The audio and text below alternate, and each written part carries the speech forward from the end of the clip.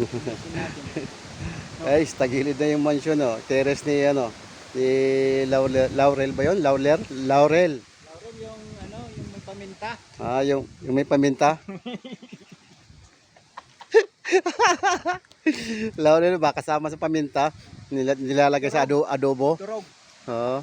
Ito yung po yung bahay niya. Ito yung bahay. Ano ka nga, i-vlog mo nga doon. Sabi mo na, ayan yung hagdanan niya, medyo marami-rami na siya malungkang Ito po lumot. si Laurel. Ha? Sige. Ako po. I-vlog mo. Ito po, mga na siya. Mga lumot-lumot na.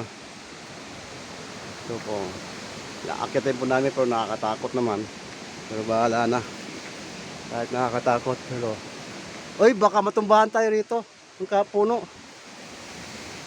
Video po namin to. Ayan yung mga niya, may mga lumot na. Ito bahay niya Hello. Hala ka, G. G, baba tayo, G. Ayun Ayun yung bahay niya Bakit Kasama ko. nararamdaman kang masamang espiritu? Oo, namdaman ko, G.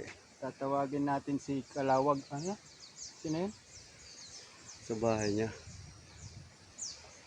Sa bahay ni Laurel Mansion ng Laurel. Ito yung gate niya, nakapadlock.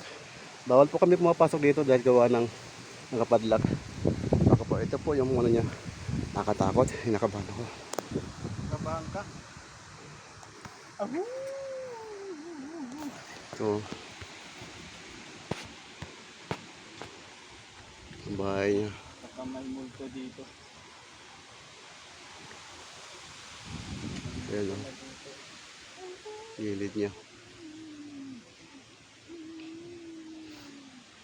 Balikan natin. Gilid niya.